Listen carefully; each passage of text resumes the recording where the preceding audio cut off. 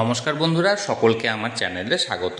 অবশেষে রাজ্যের সকল প্রবীণ নাগরিক অর্থাৎ সিনিয়র সিটিজেনদের জন্য একটি দুর্দান্ত সুখবর। অবশেষে প্রবীণদের জন্য সরকার নিল একটি যুগান্তকারী পদক্ষেপ। এবার থেকে প্রতিটি প্রবীণকে আর্থিক সহায়তা প্রদান করবে পশ্চিমবঙ্গ রাজ্য সরকার, যাতে করে প্রবীণরা নিজেদেরকে শারীরিকভাবে সুস্থ রেখে সমাজে মাথা উঁচু করে বাঁচতে পারে সেই উদ্দেশ্যে। কিভাবে এই আর্থিক সহায়তা আপনি পাবেন, কোথায় আবেদন করবেন, কিভাবে আবেদন করবেন, কোন কোন ডকুমেন্টস লাগবে, সকল কিছুই আজকের ভিডিওতে বিস্তারিতভাবে আলোচনা করব। ভিডিওটি সকল প্রবীণদের জন্য অত্যন্ত গুরুত্বপূর্ণ, তাই ভিডিওটি অবশ্যই প্রথম থেকে শেষ পর্যন্ত ধৈর্য সহকারে দেখবেন এবং ভালো লেগে থাকলে অবশ্যই একটি লাইক করবেন এবং সকলের সঙ্গে শেয়ার করবেন। আর সেই সাথে এই চ্যানেলে যদি প্রথমবার হয়ে থাকেন এই রকমের ইনফরমেটিভ ভিডিও আরও দেখার জন্য এই চ্যানেলটিকে যারা এখনও পর্যন্ত সাবস্ক্রাইব করেনি তারা অবশ্যই সাবস্ক্রাইব করে নিতে ভুলবেন না। তাহলে চলুন আমরা বিস্তারিত জেনে নিই। প্রবীণদের জন্য ঘোষিত এই প্রকল্পে আপনি যদি আবেদন করেন তাহলে পশ্চিমবঙ্গ রাজ্য সরকারের তরফ থেকে আপনাকে প্রতি মাসে মাসে আর্থিক সহায়তা প্রদান করা হবে। এবার আমরা জানব এই প্রকল্পে কারা কারা আবেদনের যোগ্য।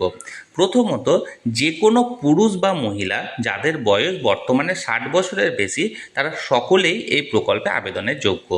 তবে যদি কোনো প্রতিবন্ধী পুরুষ বা কোনো প্রতিবন্ধী মহিলা যদি অন্ততপক্ষে 40% বেশি প্রতিবন্ধী হয়ে থাকেন এবং তার যদি প্রতিবন্ধী সার্টিফিকেট থেকে থাকে এবং সেটা রিনিউ করা থাকে, তবে তিনি এই প্রকল্পে 55 বছর বয়স হলে আবেদন করতে পারেন। অর্থাৎ সেক্ষেত্রে তাকে 60 বছর না হলেও তিনি আবেদন করতে পারবেন।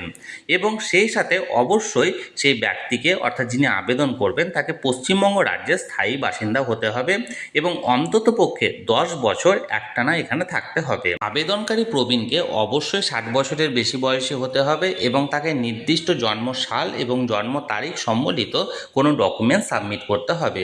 যদি এমন হয় অর্থাৎ কোনো প্রবীণের নির্দিষ্ট জন্ম সালটা আছে কিন্তু কোনো মাস দেওয়া নেই এরকম একটি কাগজ আছে, তাহলে সেক্ষেত্রে তার জন্ম মাসটি এবং তারিখটি ধরা হবে 1 জুলাই সেই বছরের।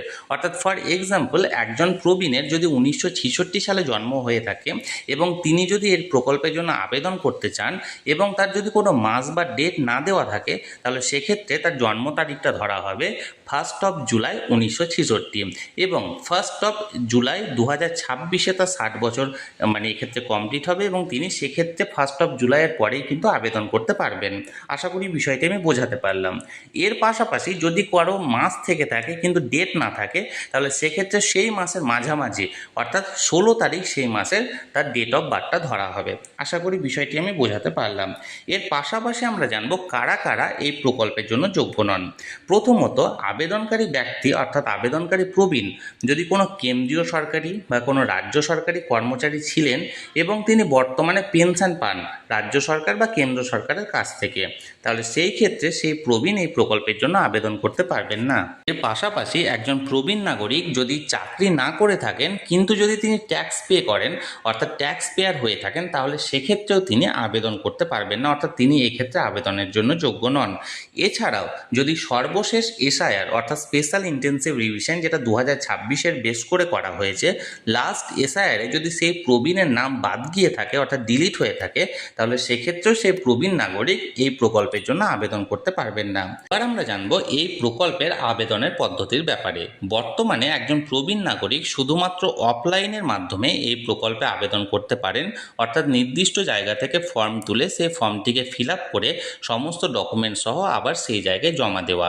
এর পাশাপাশি নতুন সরকারের তরফ থেকে এই প্রকল্পে অনলাইনে আবেদন করার জন্য একটা সিদ্ধান্ত বা আলোচনা চলছে, তবে এখনও পর্যন্ত সেই অনলাইনে আবেদনের কোনো রকম কোনো পোর্টাল ওপেন করা হয়নি। যদি আগামী দিনে অনলাইনে কোনো পোর্টাল চালু করা হয় তাহলে সেই ব্যাপারে আমি বিস্তারিত ভিডিও নিয়ে আসব।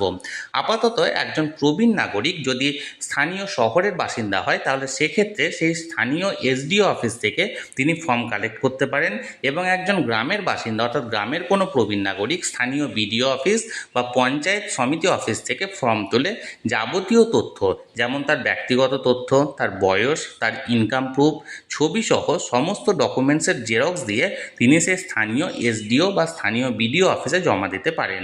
এবার আমরা জানবো এই প্রকল্পের ফর্ম তুলে সেই ফর্ম জমা দেওয়ার সময় কোন কোন ডকুমেন্ট গ্রহণ করা হবে বা কোন কোন ডকুমেন্ট দেওয়া হবে। প্রথমত 3টি বিষয় এক্ষেত্রে দেখা হবে। একটা হলো নিজের আইডেন্টিটি, অপরটি হলো নিজের বয়স এবং 3 নাম্বারটি হলো তার ইনকাম। অর্থাৎ প্রথমত নিজের আইডেন্টিটি প্রুফ একটা দিতে হবে, বয়সের প্রমাণপত্র দিতে হবে এবং ইনকামের প্রমাণপত্র দিতে হবে। এই সবের জন্য যে সমস্ত ডকুমেন্টগুলি গ্রহণযোগ্য সেগুলি হলো প্রথমত আধার কার্ড। এটি কম্পালসারি আপনাকে দিতে হবে নিজের আধার কার্ড, এবং সেটা অ্যাক্টিভ আধার কার্ড। যদি কোনো কারণবশত আপডেট না করা থাকে তাহলে অবিলম্বে আপডেট করিয়ে নিন। এর পাশাপাশি ভোটার কার্ড দিতে হবে এবং দেখতে হবে সেই ভোটার কার্ডটি যেন বর্তমানে চালু থাকে, অর্থাৎ লাস্ট এসআইআরে যেন এই ভোটার নাম্বারটি অর্থাৎ এপিক নাম্বারটি ডিলিট না হয়ে থাকে। এর পাশাপাশি বয়সের প্রমাণপত্র হিসাবে কিছু দিতে হবে এবং ইনকাম সার্টিফিকেট, এবং সেক্ষেত্রে যেন আপনি লোয়ার ইনকাম গ্রুপের মধ্যে হয়ে থাকেন এটা দেখাতে হবে। এবং এর পাশাপাশি আপনাকে ব্যাংক পাসবুক কপি দিতে হবে এবং পাসপোর্ট সাইজের ছবি দিতে হবে এবং আপনাকে একটা নমিনেশন ফর্ম দিতে হবে। এবং আপনি যদি কোনো হ্যান্ডিক্যাপ বা কোনো ডিসএবিলিটি পার্সন হয়ে থাকেন তাহলে সেক্ষেত্রে আপনার ক্ষেত্রে প্রযোজ্য হলে সেই ডিসএবিলিটি সার্টিফিকেট দিতে হবে। অর্থাৎ ফিল আপ করা ফর্মের সাথে আপনাকে আধার কার্ডের জেরক্স, ভোটার কার্ডের জেরক্স, বয়সের প্রমাণপত্রের জেরক্স, আপনার ইনকাম সার্টিফিকেট, ব্যাংক পাসবুকের ফার্স্ট পেজের যে জেরক্স কপি সেটা, আপনাকে কালার 2টো কপি, পাসপোর্ট সাইজের ছবি, আপনাকে নমিনেশন ফর্ম ফিল আপ করে এবং প্রযোজ্য হলে আপনাকে ডিসএবিলিটি সার্টিফিকেটের 1 কপি জেরক্স জমা দিতে হবে। এই প্রকল্পে আপনার আবেদন করার পর আপনার আবেদনের ফর্ম এবং সমস্ত ডকুমেন্টস স্থানীয় বিডিও অফিস বা স্থানীয় এসডিও অফিসের তরফ থেকে সর্বপ্রথমে ভেরিফাই করা হবে। এরপর ভেরিফিকেশানটি কমপ্লিট হলে হায়ার অথরিটির কাছে আপনার ফর্মটিকে পাঠানো হবে এবং হায়ার অথরিটি অর্থাৎ ডিস্ট্রিক্ট ম্যাজিস্ট্রেট বা ডিএম এর তরফ থেকে এই প্রকল্পে আপনার ফর্মটিকে মঞ্জুর করা হবে এবং এরপর থেকে আপনি এই প্রকল্পের যাবতীয় সুযোগ সুবিধাটি পেতে শুরু করবেন। এবার আমরা জানবো এই অভিনব প্রকল্পটির নাম কি। এই অভিনব প্রকল্পটির নাম হলো ওল্ড এজ পেনশন স্কিম। এই প্রকল্পটির মাধ্যমে এতদিন পর্যন্ত পশ্চিমবঙ্গ রাজ্য সরকার প্রতি মাসে মাসে প্রতিটি প্রবীণ নাগরিককে 1000 টাকা করে সহায়তা করত। কিন্তু নতুন সরকার ক্ষমতায় আসার পর এই প্রকল্পে বরাদ্দের পরিমাণ 1000 থেকে বাড়িয়ে 2000 টাকা অর্থাৎ দ্বিগুণ করার কথা ঘোষণা করা হয়েছে। অর্থাৎ একজন প্রবীণ নাগরিক যদি এই প্রকল্পে নিজেকে নথিভুক্ত করে রাখেন তাহলে তিনি প্রতি মাসে মাসে পশ্চিমবঙ্গ রাজ্য সরকারের তরফ থেকে 2000 টাকা করে আর্থিক সহায়তা পেতে থাকবেন। আশা করি এই প্রকল্পটির ব্যাপারে আমি আপনাদেরকে যথাযথ সহায়তা করতে পেরেছি। আমি আগামী দিনে একটি খুব শীঘ্রই ভিডিও নিয়ে আসছি এই প্রকল্পটিতে অফলাইন ফর্ম আপনারা কিভাবে ফিল আপ করবেন এবং এর পাশাপাশি যদি অনলাইনেও এই প্রকল্পটির পোর্টাল চালু হয় তাহলে অনলাইনেও আপনারা কিভাবে আবেদন করবেন সেটির ব্যাপারে বিস্তারিত ভিডিও নিয়ে আসবো। তাই যারা যারা এখনও পর্যন্ত চ্যানেলটির সঙ্গে যুক্ত নেই অবশ্যই চ্যানেলটিকে সাবস্ক্রাইব করে চ্যানেলটির সঙ্গে যুক্ত হয়ে যান সেই সমস্ত ভিডিও সবার আগে সবার প্রথমে দেখার জন্য। আর এই ভিডিওটি ভালো লেগে থাকলে অবশ্যই একটি লাইক করুন এবং সকলের সঙ্গে শেয়ার করুন। ধন্যবাদ, দেখা হচ্ছে পরের ভিডিওতে।